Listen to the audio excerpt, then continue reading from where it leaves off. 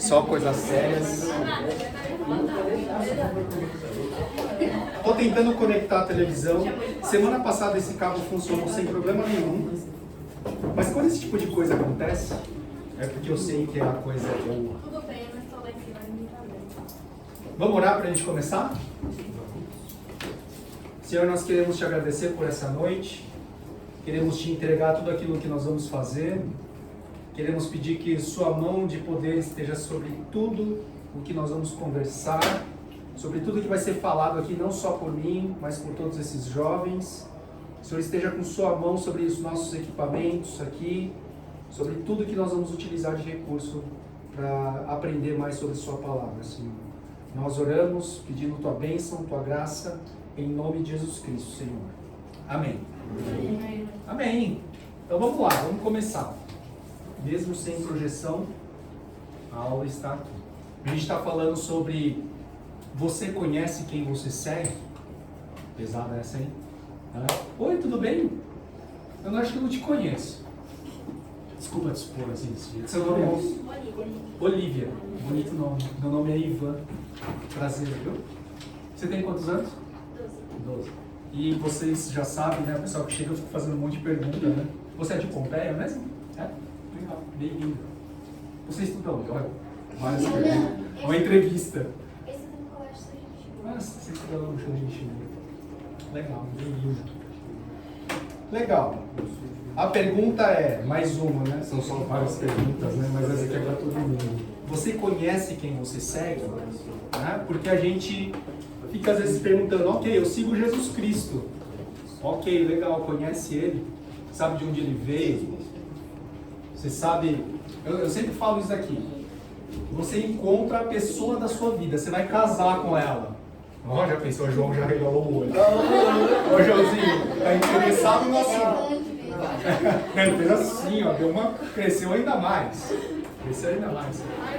Imagina que você vai casar com uma pessoa e você vai ficar satisfeito em saber só o nome da pessoa? Você quer saber o quê? Sobrenome, CPF, RG, o número de calça, tipo sanguíneo, quem é o pai, quem é a mãe, quem é o avô, a avó e por aí vai. Né? De que religião, né? É descendente do quê? Que time torce. Isso é importante. Esse é o live, esse é o top. O meu casamento só aconteceu porque eu sou corintiano, entendeu? Se eu não fosse, eu já teria sido eliminado da lista faz tempo. Já vai dando, Né? Nós precisamos conhecer quem nós seguimos.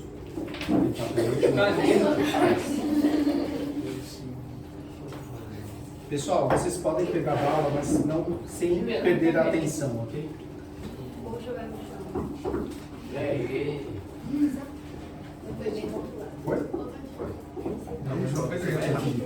não vai saber se vai errar. Pode jogar, vamos lá ver. Não, Quer não, passar? Eu falei, não jogue, você vai errar. Conta aqui.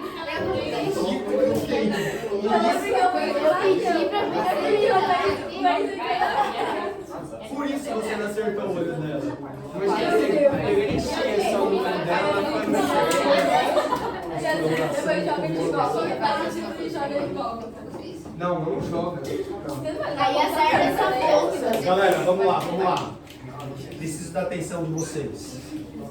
Porque nós estamos conversando sobre o Evangelho de Mateus. Nós escolhemos o Evangelho de Mateus para falar, para conhecer esse Jesus que nós queremos conhecer. Já temos falado um monte de coisa sobre eles. Por exemplo, que o nome do autor do Evangelho de Mateus é Mateus. É verdade. Não duvide. Mas é conhecido como Levi também. E Mateus, ele fala de uma maneira sobre Jesus que eu gosto muito. Tá? Ele é um dos 12 discípulos, foi escrito mais ou menos lá por 70 depois de Cristo, ou seja, uns 40 anos depois da morte e ressurreição de Jesus. Tá? E ele é uma carta, um livro destinado para judeus da época, né? Para eles entenderem quem é Jesus dentro do contexto judeu. Nós... O que está acontecendo, gente? Várias coisas. Hoje a coisa está agitada aqui. Nós separamos o Evangelho de Mateus em 7 partes, para a gente entender um pouquinho melhor sobre o que fala cada seção da Bíblia. tá? Desse evangelho. A gente separou isso aqui em capítulos. E muitos de vocês têm feito anotações durante as nossas aulas, porque existe um desafio do mês de julho, onde vocês foram convidados para pregar sobre isso daqui lá, para aqueles marmanjos que ficam ali no culto principal. Tá? Enquanto eles ficam sentados, sem fazer nada, vocês estarão lá pregando. Tá bom? E hoje nós vamos fazer um exercício de pregação aqui. É um exercício. Calma, Sara. A Sara vai ficar preocupada. Calma. Qual Sara? A Sara. Essa Sara. A Sara mais velha. Ô, louco. Nossa. Você fere uma alma feminina desse jeito. Cuidado, cuidado. Ele falou que o vestido dela foi de dono, é mais bonito. Você Não, acha? eu elogiei, falei que minha avó tem um negócio. Nós homens precisamos aprender como elogiar uma mulher. João, você chega lá. Eu coloco a maior fé em você, cara. Um dia vai fazer um elogio que vai assim. Mas por enquanto tá bom, né? Assim, na tua fase de vida, tá excelente. Tá bom. Vou te contar um segredo. Não deu certo. Mas tá bom, tá bom. Eu sei que você vai O evoluir. que importa é A boa intenção. A boa intenção ela é útil, mas a gente precisa. Pesquisaram um pouco sobre. Nós estamos aqui, ó. Nós estamos falando sobre os capítulos 14 a 18 do Evangelho de Mateus. E eu já vou dar a dica que eles falam sobre autoridade no reino. Certo? Mas eu pergunto para vocês, então, o que é autoridade?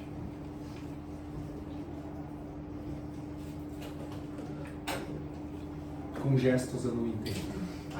Não falo libras. É quem, tipo, impõe, tipo, a pessoa que Uma tá... pessoa. Ah! Não liderando, tipo, a pessoa, ela põe... Ela é aquela que manda em todo mundo, ela tem uma autoridade sobre as outras Ela pessoas. tem uma tipo, autoridade sobre as pessoas. Ela não sugere, ela manda. Isso. É, que nem você, Corinthians. Eu mando em vocês? Chupa agora, todo mundo obedece. É, Óbvio. Óbvio, né? Óbvio. É tipo... Como o papel que eu exerço no ministério é um papel de liderança, não é uma palavra que errada às para vezes associar. a autoridade pode ser algo bom e pode ser algo ruim, dependendo da forma que Ah, a pessoa eu acho administra a autoridade. É tipo... Não, Aham. acho que tem algo a ver tipo, com classe. Tipo, uma pessoa ela não necessariamente ela tem que estar, tipo, só uma pessoa tem autoridade em um certo grupo, mas várias pessoas têm autoridade. Podem ter autoridade. é tipo uma pessoa que impõe respeito. Uma pessoa que impõe respeito.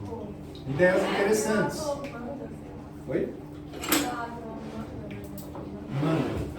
Manda num sentido. Mas é interessante, deixa eu só pegar um pouquinho da ideia da Ana Laura.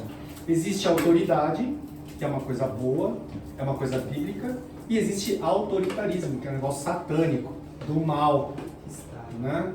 É, tipo assim, muita gente atua de forma autoritária no mau sentido, que acaba sendo um autoritarismo, né, que a gente acaba falando, né? Tem professores que exercem poder dentro da sala de aula. E o poder só cabe para um, né? E enquanto que nós estamos na escola, numa sala de aula, a gente quer meio que uma democracia. Fala assim, pô, dá um pouquinho de poder para mim também, porque eu quero tomar umas decisões, eu quero fazer algumas coisas, né? Então, autoridade, a gente falou um monte sobre o que parece ser a autoridade, né? Mas, por definição, se vocês forem buscar lá no Google, vão ver alguma coisa parecida com isso. Ter poder para fazer qualquer coisa, poder instituído por alguém ou por si mesmo. Por exemplo, eu posso chegar aqui para vocês e falar assim, eu tenho autoridade. Eu sou a autoridade. O que eu posso falar para vocês é que, nessa relação que nós temos, eu sou o adulto dela. Né? Então isso me confere uma responsabilidade maior sobre o grupo. Isso faz com que eu tenha um certo nível de autoridade. Tá? Então é isso que acontece. Vamos lá. Vocês já deram aqui vários exemplos de autoridade. Né? Mas eu queria que vocês pudessem explorar um pouco mais. Por exemplo, vou dar um exemplo aqui. Pai e mãe sobre os filhos. Eles têm autoridade. Não importa quão mal seja um pai ou uma mãe, eles acabam exercendo autoridade sobre os filhos. Né? Que outros tipos de relação nós podemos citar e que exemplificam uma relação de autoridade? Alunos e professores, que até por acaso seria o próximo da lista mesmo. Você está vendo, né? Chefe, Patrão e funcionário. chefe. Uhum. Hoje se fala assim, líder e colaboradores. Gerentes e colaboradores. Deus? Uou! Você já foi lá pra lua já. Pro mais alto nível de autoridade que existe sobre nós. Sermos servos de Deus. Essa é uma relação, certo? Uma relação de autoridade. Ainda que eu acho incrível, sabe? Nós temos um Deus todo-poderoso, Senhor dos exércitos, Criador de todo o universo, e Ele se apresenta pra gente como Pai. E Ele não é Pai, Ele é Abba. Sabe que em hebraico, Abba é papaizinho. É tipo sabe, papai? Imagina que todo mundo aqui é um bebezinho e você não fala papai, você fala papá. Você fala Abba. Né? Ele se apresenta dessa forma pra gente. Ainda que seja a maior autoridade de todo o universo. Né? Então nós temos várias relações de autoridade, poder, e aí segue, né? Prefeito, governador, presidente e muitos outros tipos de relação. Né? Agora que vem a parte mais bacana, eu pelo menos acho, porque não sou eu que trabalho, são vocês que trabalham. Né? Nós vamos procurar pela autoridade. Nós vamos procurar nesses capítulos sinais de autoridade. Pode ser a autoridade de Jesus ou de outros. Beleza? Vocês podem formar duplas ou trios.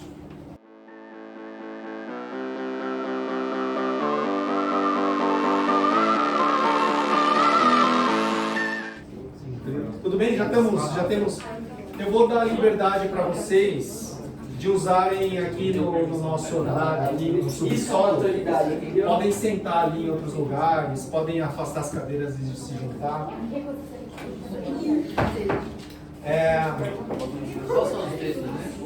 Peraí, vamos lá. Vocês são uma dupla, certo? Eu vou dar um benefício de vocês escolherem da letra A até a letra P. Que letra vocês escolhem?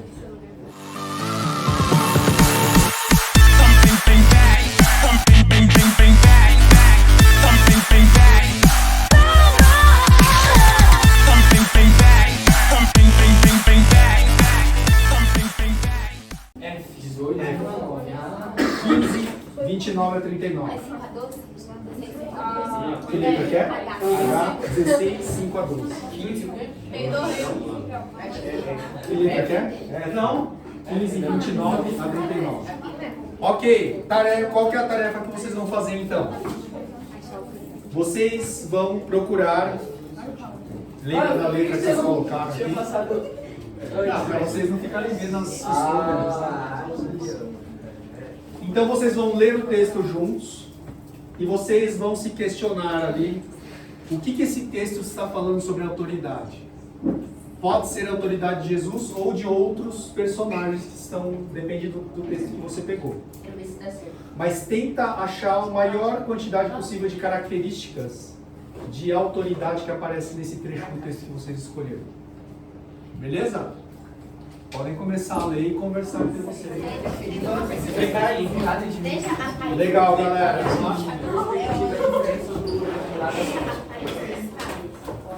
A coisa que eu fico mais feliz, assim, como cristão e como alguém que lida com a educação dentro da igreja, é quando as pessoas vão para a palavra, leem a palavra e começam a tirar conclusões sobre a palavra.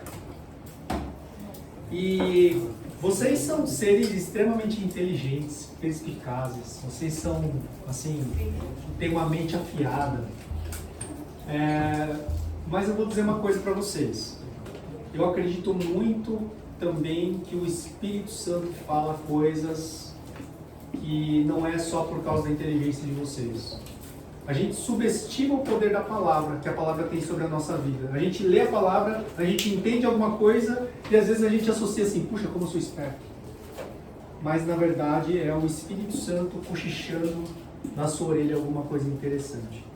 Estava conversando com um dos grupos, a gente estava falando sobre a ovelha perdida. Aí eu fiz uma pergunta difícil. Eu falei assim, ok, que tipo de ovelha vocês são? Vocês são aquela que se perdeu ou vocês são as 99 que o pastor deixou para buscar a que está perdida? A resposta que veio foi assim, nós somos as duas. Uma hora nós somos uma, outra hora nós somos a outra.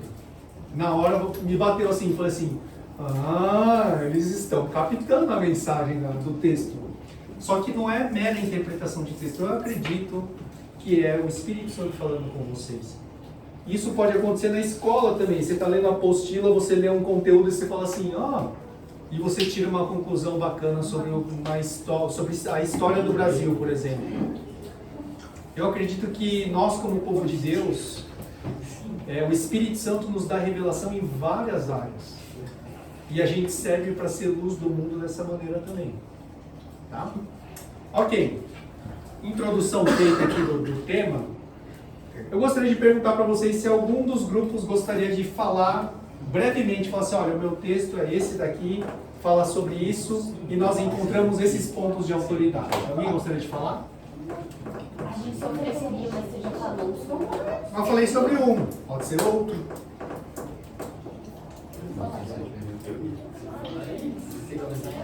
Não? Então os meninos ali querem falar. Digam. Qual é o texto? Mateus? Mateus, capítulo 15 e 1 a 20. E a gente foi pesquisar e a gente descobriu que que expressa autoridade mesmo quando Jesus está falando com o povo dele. Ele diz lá que ninguém pode ser impuro quando alguém fala alguma coisa. E que os fariseus também fingem ser mais sábios e que mandam em Jesus e fazem perguntas difíceis para Jesus. E também que eles falam da lei de Moisés. Fala, continua. Aí a gente pensou que tudo isso se juntar seria umas Várias autoridades. Várias diferentes, expressões né? de autoridades. Fariseus querendo mandar em Jesus, questionando Jesus porque ele estava fazendo aquelas coisas, né?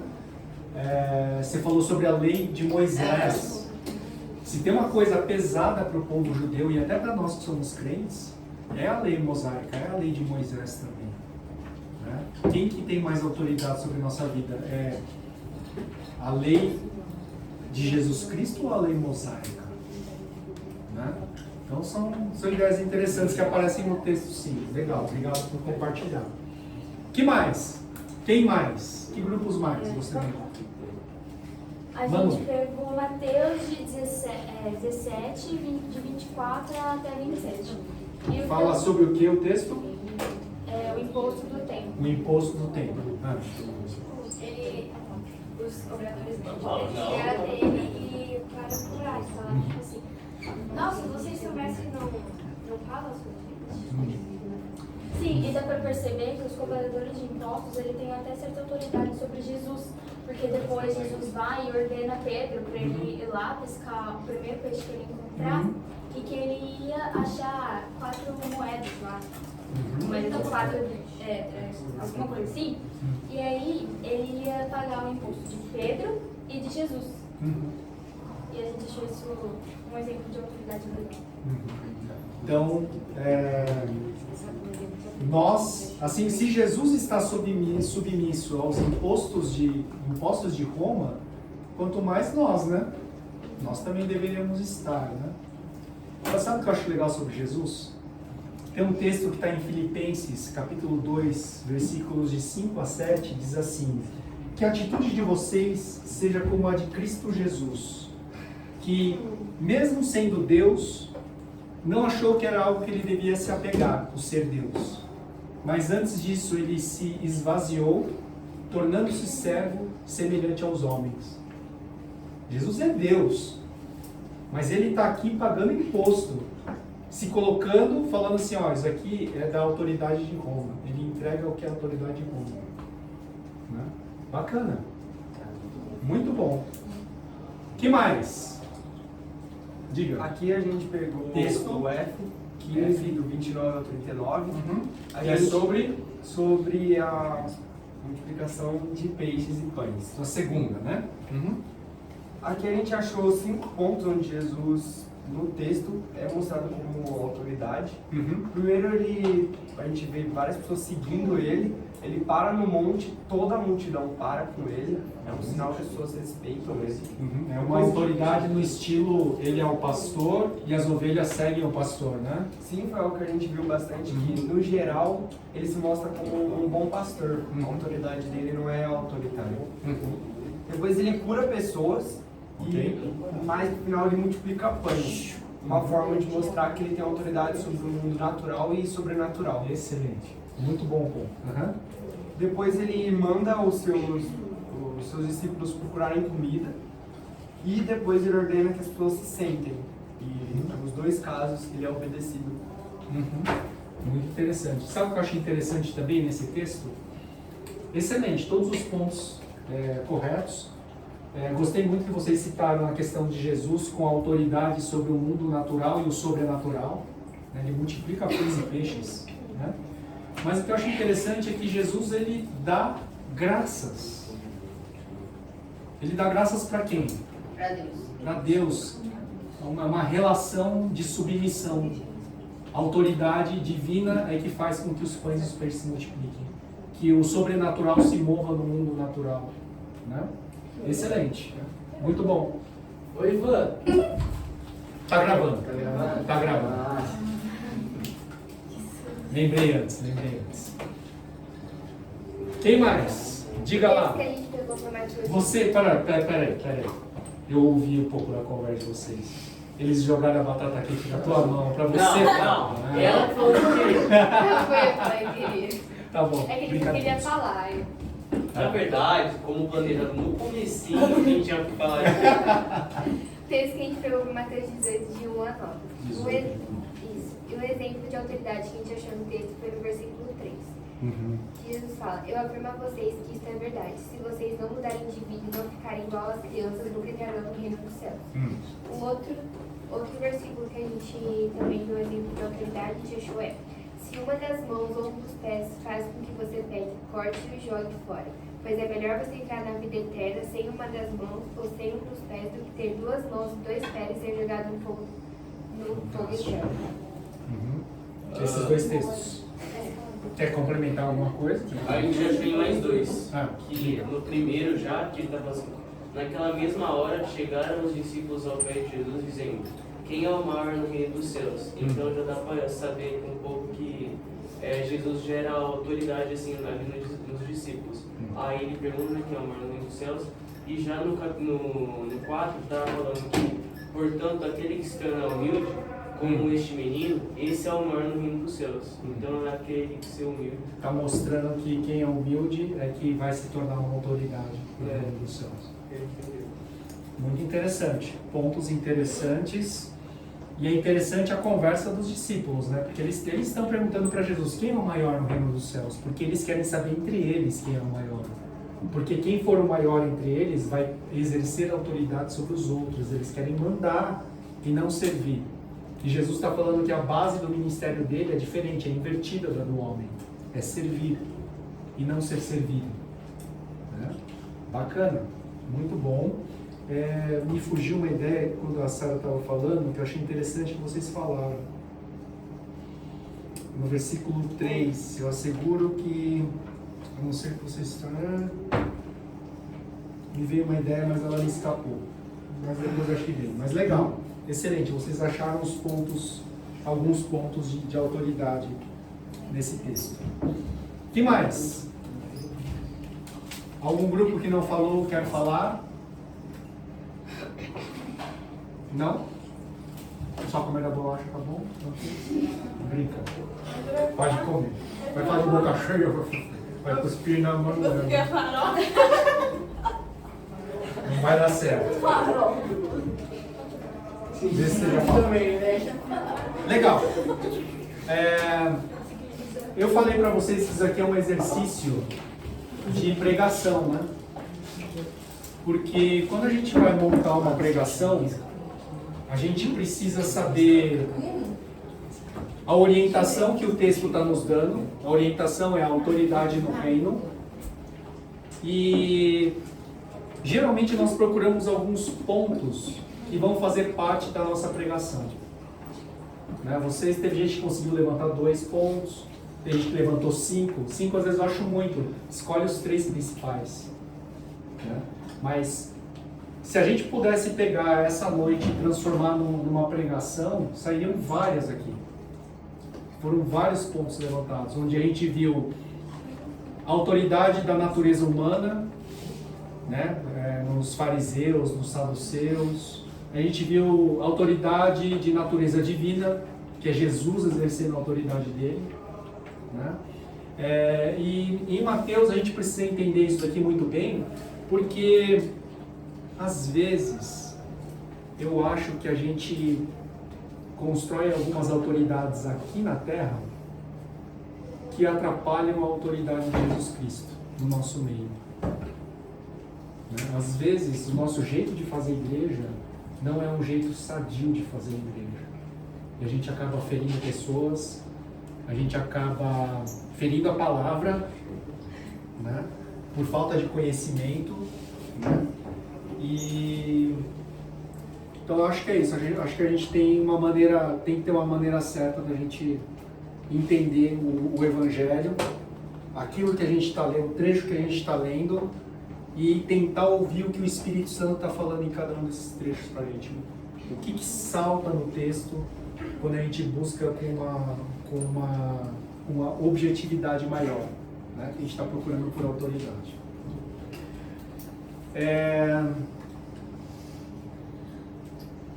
Isso aqui é um pedaço de uma pregação. Tá? Uma pregação ela é muito mais complexa do que isso. Algumas pessoas participaram do workshop do Naldo, né? Vocês estavam lá. É muito mais complexo do que isso. Mas eu estou ensinando para vocês olhar para o texto e buscar aquilo que o texto está falando para a gente. E o que isso pode ajudar outras pessoas a terem suas vidas transformadas. Porque a pregação, ela não é uma pregação, não é só para a gente falar e ler a Bíblia. A pregação, ela tem por objetivo a transformação da vida, do comportamento das pessoas. Da mesma maneira que o Espírito falou com você através da palavra, o seu desafio como pregador é fazer com que o Espírito Santo fale a mesma coisa, atinja a mesma área do coração na vida das pessoas que estão ouvindo você. Tá? E eu acho o seguinte, já terminando nossa aula de hoje. Na quarta-feira que eu preguei agora, eu falei sobre isso. Eu sinto que Deus, na nossa igreja, Ele está restaurando alguns caminhos perdidos. Eu acredito que jejum é um caminho perdido. As pessoas não fazem mais jejum. Vocês são jovens, eu não estimulo pessoas como, né, da idade de vocês fazerem jejuns muito longos. Né? Mas dá para fazer. Pode ser também. Ajuda a igreja, viu, irmã? Tá calma. Tô brincando, pode chupar à vontade agora, não tem problema. Mas jejum de internet, jejum de Instagram, de várias coisas dá para fazer, além de comida. Né? Um caminho que está sendo restaurado aqui na nossa igreja é amor pela palavra. Porque o que eu tenho me deparado é com jovens que não leem a palavra. Doeu mais bater a cabeça ou doeu mais ouvir que tem jovens que não leem a palavra? Que bom, que bom. Ainda não. Sobreviveu até agora.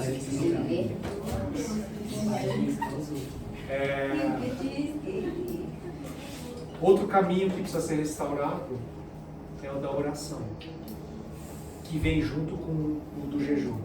porque jejum sem oração é só ficar sem comer. Então tem caminhos sendo restaurados aqui.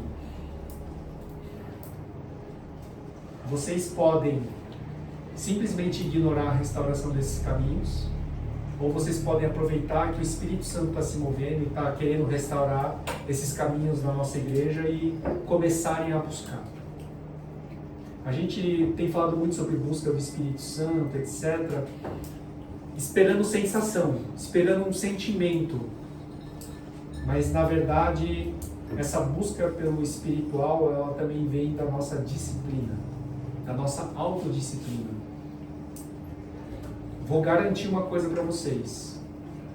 Dificilmente vocês vão ter uma experiência com o mundo espiritual, com Deus espiritual, sem oração, sem jejum e sem leitura da palavra.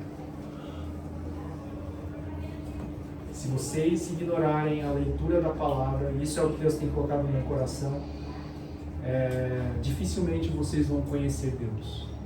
Dificilmente vocês vão conhecer Deus. Vocês vão ler palavras, podem até ler palavras, mas vocês não vão conhecer Deus. E o conhecimento de Deus nos é muito importante porque é disso que provém a nossa salvação. Beleza? Nós vamos continuar estudando. A gente já está quase acabando o livro de Mateus, viu? Tem mais 10 capítulos só para a gente ver. E depois as aulas que faltarem, eu vou começar a montar a pregação que nós vamos fazer em julho aqui, junto com vocês. Uma pergunta que de primeiro você não quis responder, né, gente? Como que vai funcionar a pregação? A gente vai pregar tudo, vai ser dividido em grupos, cada um sozinho? Dá para fazer de várias maneiras. E eu queria que vocês participassem da construção. Foi uma das razões pelas quais eu não respondi, é porque eu quero opiniões de vocês para a gente fazer algumas coisas juntos. Tem coisa que se faz em cima do altar ali, o pessoal chama de palco, mas é um altar, né? E tem coisas que vão ser feitas, depende de uma conversa com o pastor, tá? Mas eu queria que tivessem pontos pela quadra, onde as pessoas pudessem visitar pregações diferentes e que vocês pudessem em grupos fazer essas pregações. Espera só um minutinho. Eu também. Aguarda um minuto. Dá pra esperar? Posso esperar? Aí você já vai beber tua água também, né? Pra gente orar, pra gente encerrar o nosso estudo aqui. Pode ser? Mais dúvidas ou não? Alguém gostaria de orar? Para encerrar essa aula? Só para comprovar a questão do restaurar os caminhos, tá vendo? Acho que a autoridade que tem que orar.